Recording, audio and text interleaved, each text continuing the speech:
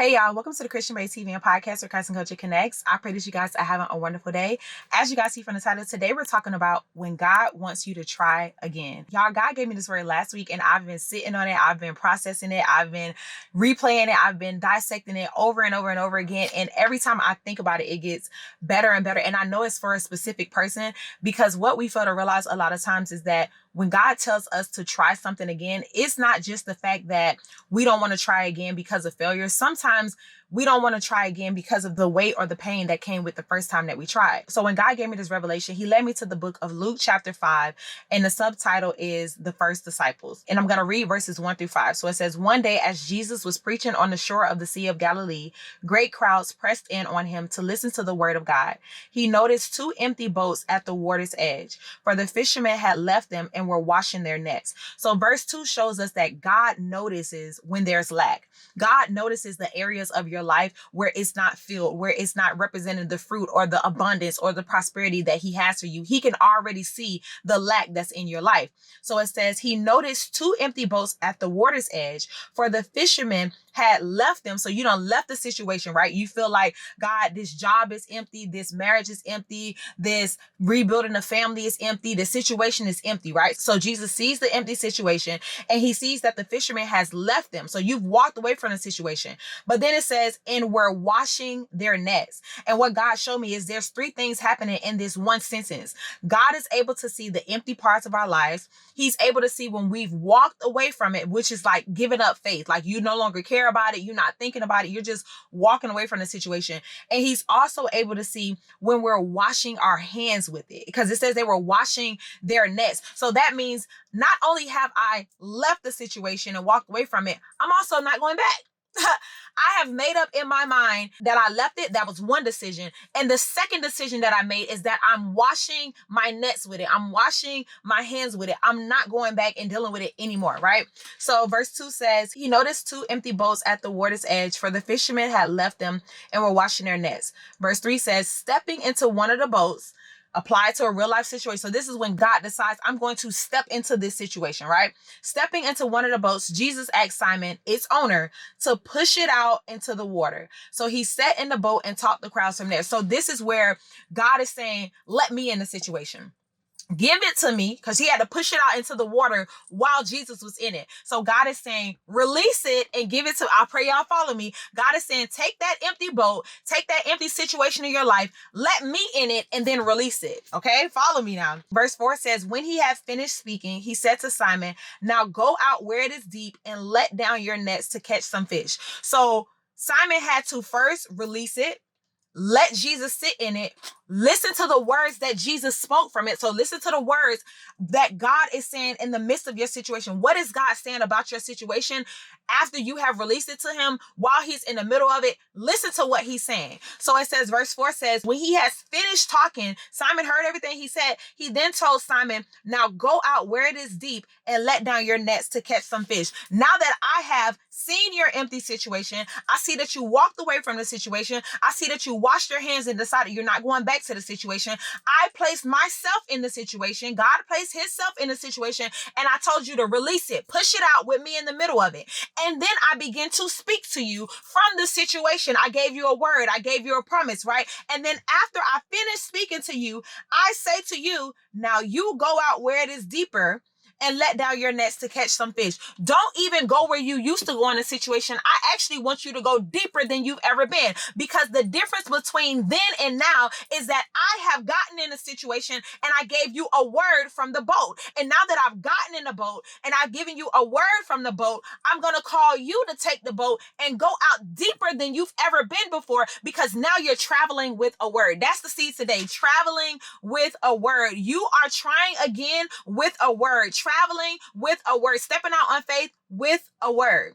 So when you read verse 4, it says, when he had finished speaking, he said to Simon, now go out where it is deeper and let down your nets to catch some fish. And this is the verse we're going to focus on. Verse 5 says, Master, Simon replied, we worked hard all last night and didn't catch a thing. But if you say so, I'll let the nets down again. And with this one sentence, what God showed me is Simon started off by saying, Master, by acknowledging who Jesus was. Master. So I'm not going to start off by acknowledging the situation. I'm not going to start off by addressing what happened in the past. I'm going to first start off by acknowledging who you are in the situation, God. So Simon started off with saying to Jesus, Master. Simon replied, we worked hard all last night and didn't catch a thing. This is so important in the scripture because it shows that even in the Bible, they went through situations where it felt like I did everything I could do and still nothing happened. I did everything I could do at that job and still nothing happened. I did everything I could do at that house and still nothing happened. I did everything I could do in that relationship and nothing happened. I did everything I could do with those kids and nothing happened. It says, Master, we worked hard all last night and didn't catch a thing. I tried every way and I didn't catch a thing. And you asking me to go out in the deeper, but I'm first letting you know I tried it all. I did it all and I didn't catch a thing. There was no fruit. There was no success in it, right? And then he says, but if you say so. That has to be the mind shift that you have. Yes, what you have been through is hard. Yes, you have tried to figure it out. Yes, you have tried to make a way. Yes, you have tried to pray about it on your own or fast in a way that you think is best or come up with the best solution that you think. And it seems like I've worked all night and I didn't catch a thing. But the mindset shift, faith is activated when you say, but if you say so. At that point, that's when everything shifts because the word of God tells us lean not on your own understanding, right? And understand that we can't do anything in our own strength. So the beginning of this sentence is Simon saying, we worked hard all last night and didn't catch a thing. That was before Jesus got in the boat. That was before God got in the situation. Yes, you tried everything at that job, but that was before you prayed and invited God into the workplace. Yes, you tried everything with that child, but that was before you touched hands and invited God into your relationship. Yes, you tried everything in the beginning of the sentence, but the shift has to happen when you get to, but if you say so, because now I'm not just trying again by myself, I'm trying again with the word. I'm traveling with the word because this is not something that I said. So being that it's not something that I said, I'm not doing it on my own because if you say so, then me doing it again, me trying it again, is going to be different because you say so. That first part of the sentence where it says, I worked hard all night and I didn't catch a thing, that was your own strength. That was your own strategy. That was your own skill. That was you wanting things on your own timing. So when it comes to different seasons of life where God calls us to be obedient and to try something again or do something again, we have to understand that we have to shift our perspective from this is going to fail because I did it again. We have to shift it to this is not going to fail because this time I'm doing it with faith. We have to shift it to this is not going to fail because this time I'm doing it with my Father. That first time failed because it was not with the Father. And see, the thing is, what the enemy would do is the enemy will attach the residue from the last time to you. So now God is telling you to try again, and you don't want to try again because you felt like I already tried. I already tried and I already felt I worked all night and caught nothing. So why would God, I hear you, but why would I do it again? That's you basing your decision off of residue and not revelation. You have to understand what you tried before did not work because it was not what God said or what God wanted in that season.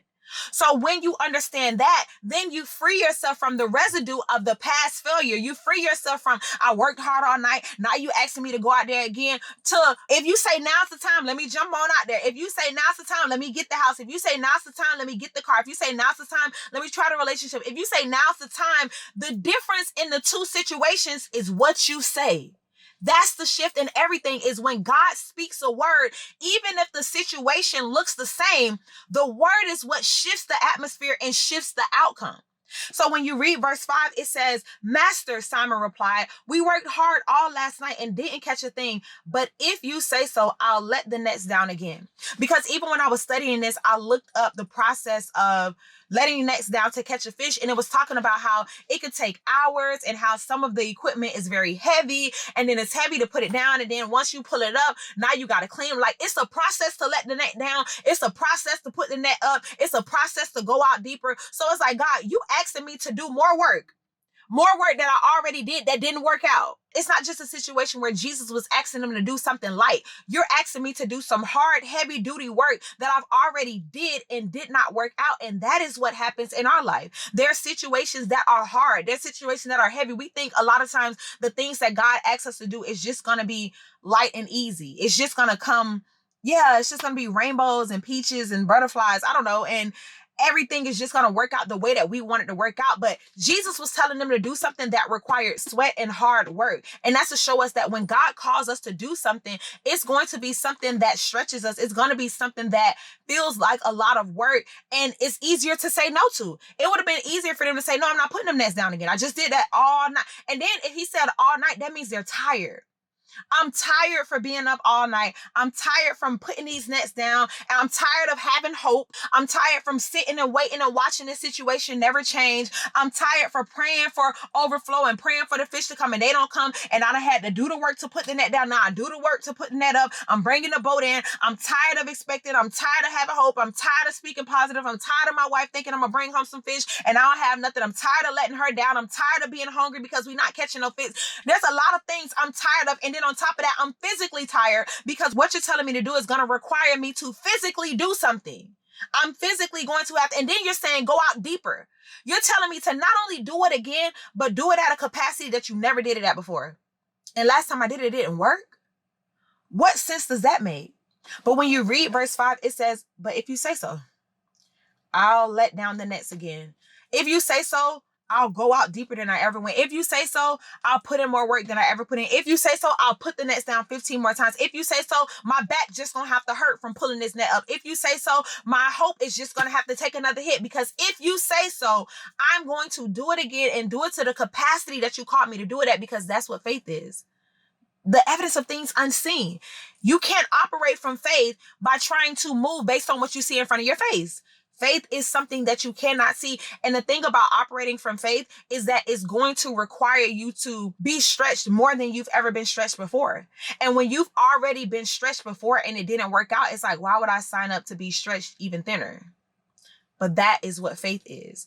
Do you have enough faith to go out deeper than you've ever went? I know what happened when you go out a little past the shore. I know what happened with that. But will you have enough faith to go out further, which is going to require more work? Right? It's going to require more work. It's going to require you to look at the timing. It might require some different technique with the nets, depending on how deep the water is. Like, I don't know the full process, but will you go out deeper and do more, even though you failed last time when you did less? Do you have enough faith to go out deeper and put down the nets? Trying again with the word. And information to Sow That Seed will be in the description. Also, all the links will be in the description for the next event, as well as the masterclass. As always, bow your heads and prepare your hearts for prayer.